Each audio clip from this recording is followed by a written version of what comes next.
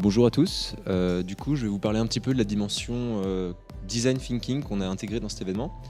On a simplifié la méthode, on a décidé aussi de ne pas parler directement de design thinking aux participants.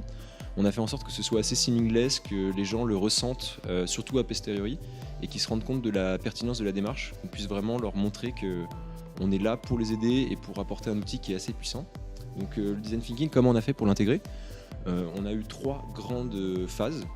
La première phase, c'est l'inspiration. L'inspiration, ça a commencé avec les conférences de Mindfact. On a eu 6 speakers vraiment de qualité qui sont là pour inspirer les gens, leur ôter un petit peu la peur aussi des mots. On a les sciences cognitives qui arrivaient dans le titre, on a l'intelligence artificielle, pareil, ça fait peur, en tout cas au grand public.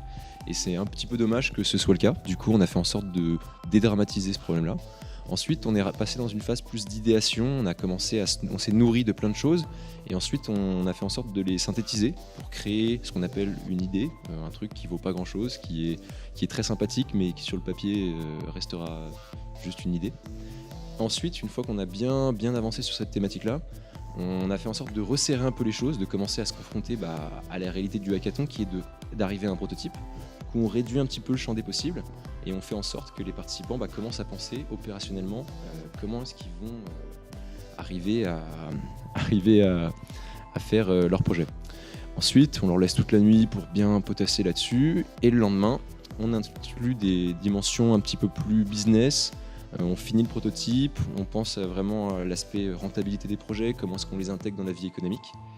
Et le tout pour finir par les présentations. Donc là, c'est vraiment la conclusion, c'est un moyen de se confronter vraiment à la réalité. On aura un jury qu'on espère vraiment très pertinent pour pouvoir juger les projets.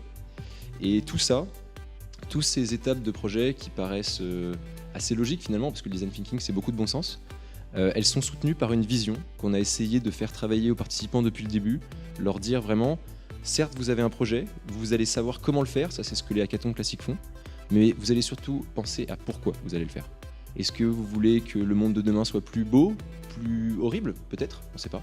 Mais il faut vraiment qu'il y ait une vision qui soit cohérente et que le fond rencontre la forme. C'est ce que promet le design thinking. Et si jamais on est capable de bien suivre cette méthodologie, on arrive sur des projets qui sont vraiment innovants pour la simple et bonne raison qu'ils sont pensés pour l'humain et par l'humain.